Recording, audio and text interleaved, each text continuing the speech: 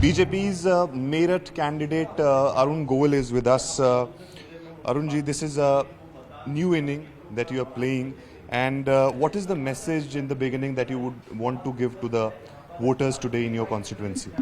मेरा कहना सिर्फ इतना है, मेरी जो निवेदन है वो यही है कि वोट सभी को डालना चाहिए। वो हमारा कर्तव्य है, हमारा अधिकार है, उसका प्रयोग हमें ज़रूर करना चाहिए। लोकतंत्र के लिए ये बहुत ज़रूरी है।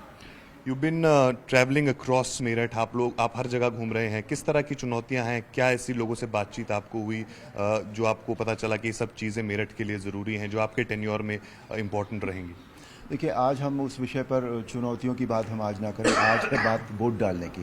तो अभी मैं निकलूँगा और बूथों पर भी भ्रमण करूँगा, देखूँगा सब ठीक चल रहा है, इंस्पायर होंगे लोग मुझे देखकर। तो आज हम इतनी ही बात करें तो ज़्यादा अच्छा है। चुनौतियों की बात तो जब हम आगे मिलेंगे तब फिर हम करें। और किस तरह का एक्सपीरियंस रहा है आपका? लगातार आप कैंपेनिंग कर रहे हैं मेरठ में, जनता का किस तरह से आपको फीडबैक मिल रहा है? क्या कुछ रहा इस पूरे समय में? जनता में का फीडबैक बहुत अच्छा था मेरे लिए। बहुत उनके मन में मेरे लिए बहुत आदर है, बहुत सम्मान है, बहुत प्रेम है, बहुत स्नेह है, और चुनाव के प्रति यानी मेरे प्रति उनके मन में बहुत उत्साह है। आई एम श्योर कि सभी लोग निकलेंगे और अपना अपना वोट डालेंगे। और कितना चैलेंजिंग है ये जो नए रोल में आप आए हैं? चैलेंजिंग तो होता ही है, there is no doubt about that, जब हम कोई नई चीज़ शुरू करते हैं, but that's welcome, that's no problem at all. और प्रधानमंत्री का जो चेहरा है वो कितना कारगर है और कितना बड़ा आप मानते हैं आपके लिए इस सीट पे या बाकी उम्मीदवारों के लिए? पूरे देश के लिए प्रधानमंत्री का चेहरा जो है वो बहुत कारगर है, बहुत बड़ा है, बहुत काम करता है और बहुत विश्वास देता है। और एक आखिर में आपसे पूछना चाहूँगा कि कुछ इस एक महीने में आपने ऐसा कुछ ऑब्जर्व किया है जो आप अपने पुराने एक्टिंग करियर से आपको कोई एसोसिएट करता है? नहीं, उस तरह का तो नहीं है। ये it's a different world all together. यहाँ वहाँ हम अगर एक्टिंग करते हैं, इमोट करते हैं, इमोशन करते हैं, तो वो इमोशन जिनके लिए करते हैं वो हमारे सामने नहीं होते। यहाँ जो भी कुछ होता है वो सामने होता है, बिल्कुल वन टू वन होता है। तो ये एक बहुत बड़ा फ़र्क है। और जो राजेंद्र अग्रवाल यहाँ से पहले सांसद थे, किस तरह का सपोर्ट आपको उनका मिला या बाकी जो और वरिष्ठ नेता हैं यहाँ पर भाजपा के? नहीं, सपोर्ट सभी का मिला है और राजेंद्र अग्रवाल जी का सपोर्ट मुझे बहुत मिला है। उन्होंने जिस सहज भाव से मेरा स्वागत किया है, I am really thankful to him. Joined by Hema Malini ji. Ma'am, first of all, you have done a whole lot of campaign and today is the final day. How confident you are, ma'am?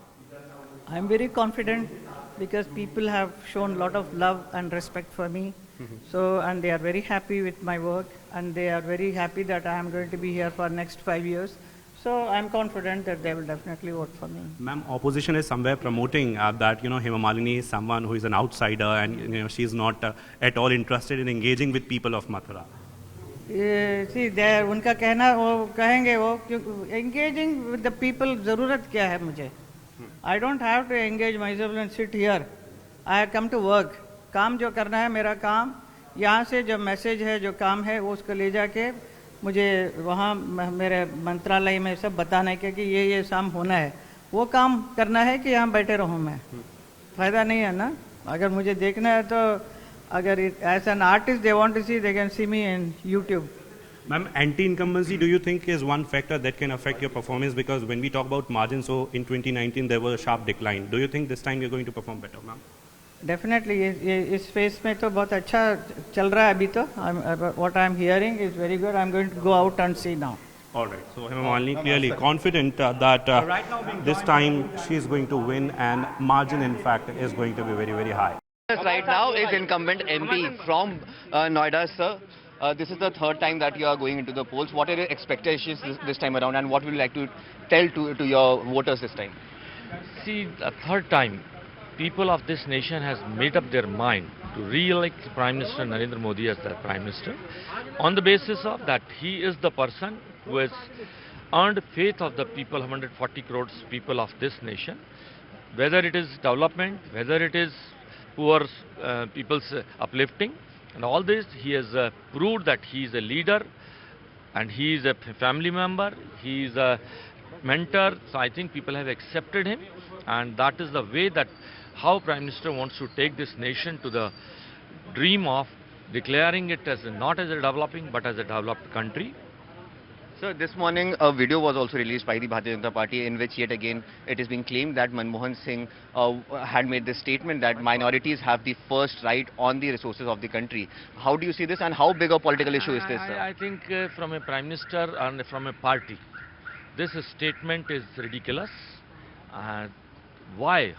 When my Prime Minister says that my family members, he says that 140 crore people are my family members.